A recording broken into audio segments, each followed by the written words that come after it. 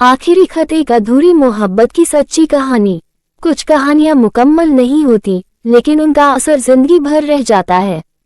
ये कहानी भी ऐसी ही एक मोहब्बत की है, जो शुरू तो हुई थी मुस्कान से, लेकिन खत्म हुई आंसुओं से।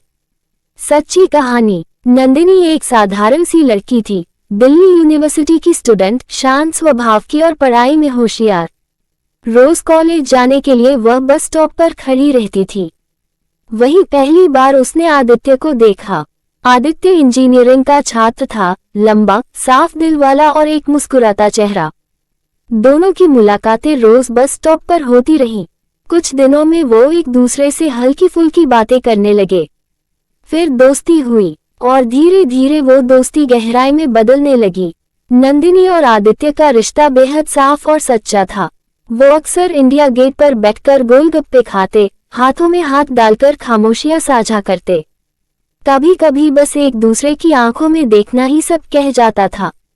दोनों ने जब अपने घर में इस रिश्ते की बात की, तो नंदिनी के पिता ने साफ मना कर दिया।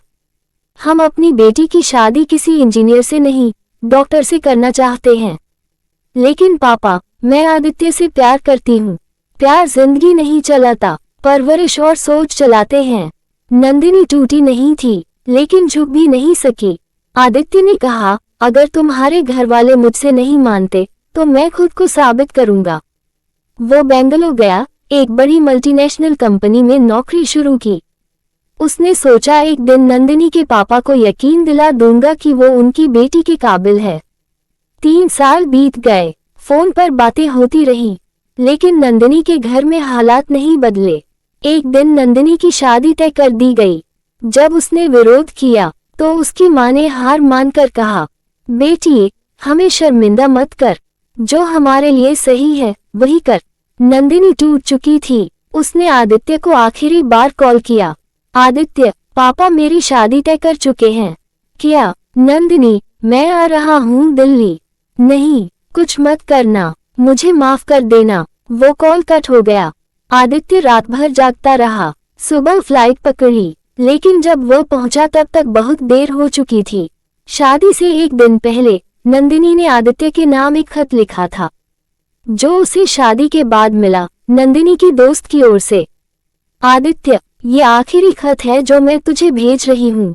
मैं तुझे नहीं छोड़ना चाहती थी, लेकिन मैंने हिम्मत हार दी है। मैं तुझसे प्यार करती हूँ, हर उस चीज से ज्यादा जो मेरे पास है, लेकिन मेरा फर्ज मुझे पीछे खींच रहा है। अगर कभी जन्म मिले, तो मैं फिर से तुझे चाहूंगी, बिना किसी रोक टोक के। तेरी, नंदिनी। आदित्य उस खत को सीने से लगाकर घंटों बैठा रहा। फिर उसे एक छोटी सी डायरी में रख लिया, जो अब उसकी सबसे कीमती चीज है। आदित्य ने आज तक शादी नहीं की।